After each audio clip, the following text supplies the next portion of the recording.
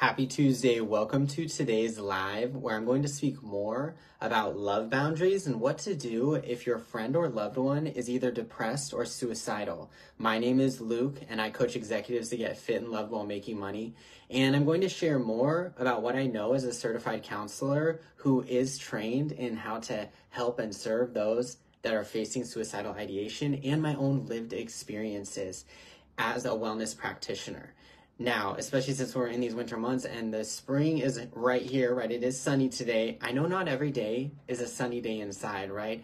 And suicide, I wanted to start out by mentioning, is something that they're doing a lot of research on because we are seeing certain people go through with killing themselves who have everything that you would think would make them happy, right? They have the body, they have the looks, they have the partner, and sometimes behind scenes, things are not going so hot, right? And so I'm going to go give you some tools to simply be a good friend and to refer people that are going through a darker time to the resources that they need to literally stay alive, right?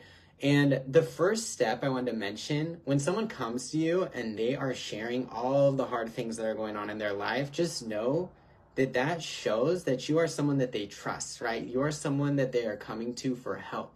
So more than anything, when someone comes to you with all these hard things going on in their life, it's important to care, to empathize. This is something that is quite difficult to teach someone to do. My number one trait is actually empathy in the Gallup Strength Finder. So just to give you some quick hacks on showing that you care about this loved one, repeat back what they're saying to you. Actively listen as opposed to just quickly come up with solutions, okay? And to help lighten them up, it may be helpful for you to actually look at the silver lining. So if someone says, all these horrible things are happening, like I spoke with a student when I worked in the schools who was suicidal, and he was struggling to pass his classes. And I brought up to the student like, hey, I'm proud of you for giving that test your all, for putting in all those hours, even though it didn't work out, right? So just giving them some positivity can help a lot, okay? Next, of course, if you feel that they're in a very dark place, refer them to resources, to me, to a counselor, to a therapist that truly cares. And you can mention that, of course, the suicide hotline is 988 here in the United States. Now, if you are sensing that this person may be desiring to take their life, that they're in a very dark place, and you feel prepared to go deeper, it may be helpful for you to actually ask that person if they have a plan.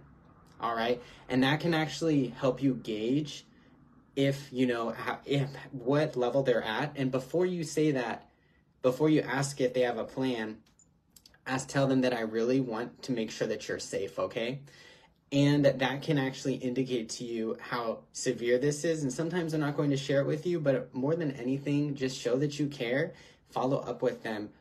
Once again, refer them, because the issue is if we try and save everyone, we save no one. And I know I wanted to mention that when you are going through these types of conversations, when you're working to have love boundaries, maybe you're a CEO, maybe you're a parent, you're an entrepreneur, you have an entire life outside of this situation, it's important for you to also do what lightens you up and sometimes have a boundary, right? With whatever may be bringing you down. And I wanted to mention that with people that are considering ending their lives, those that have already decided, they've already decided. So you've done everything that you can do, okay?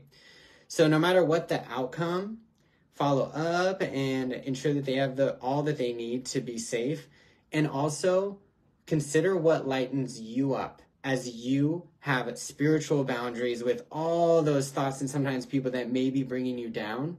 Cleanse the space maybe after you have that conversation. First, I love to do my Palo Santo and then my sage to smudge and bring in good energy. Not just that, like for yours truly, do things that make you feel good. Like I did some shopping therapy over the weekend. I also went to Disneyland and have been getting into nature. And if you keep having these negative thoughts during your day, right, and you're struggling to be a light, to be that beacon of wellness for others out there and continue to be a CEO, be a family member, be a great partner, say change and cancel if those thoughts keep coming up, okay? And redirect your thoughts to what's going well. And also, it's important for you to consider, like, that change in environment. Like, how can you change where you're at in order to raise your vibe and be a better you? And I actually wrote about this in my book today. I'm over halfway done with Wellness Unfucked. It's going to be off the chain. It's important with certain people that do not necessarily have that empathy, that are self-centered, narcissistic, to have love boundaries with them, to love them from a distance, okay? So that you can better connect with people that are bringing you higher and better serve and help people that really need you, right? Maybe it is that friend that is in a darker place. It is your clients, it's your family, it's your loved ones, it's yourself, right? And with all of that in mind, as we cleanse today, as you become your best self and invest in your wellness, this is preventative medicine, right? We want to make sure that we lower those rates of suicide, we increase rates of happiness, because you prioritizing your self-care, it's not selfish, it's an investment in yourself and the world and the betterment of humanity. Press one hand against your heart and one hand against your belly. And this is also something that you can do with your friend who is in a darker place. So simply breathe with them. Inhale positivity and light. Hold it in, feel it. And exhale. As you create love boundaries. For me, it's been just taking 60 minutes away from my cell phone every day. I went to Target yesterday, went and got myself a burrito. And without my cell phone especially, I just noticed what a beautiful world it is that we live in. Even going to Target, like how clean everything was. Sometimes all we need to do is look up, right? So I invite you to look up and prioritize your best investment. And I hope y'all have an amazing day. Sending you light and love. Happy Tuesday. Happy spring. Happy April. Thank y'all for watching. I'd love to hear your greatest takeaway below. And what love boundaries are you creating? What lightens you up? Who brings you higher? Thank y'all so much. Bye-bye. Happy day.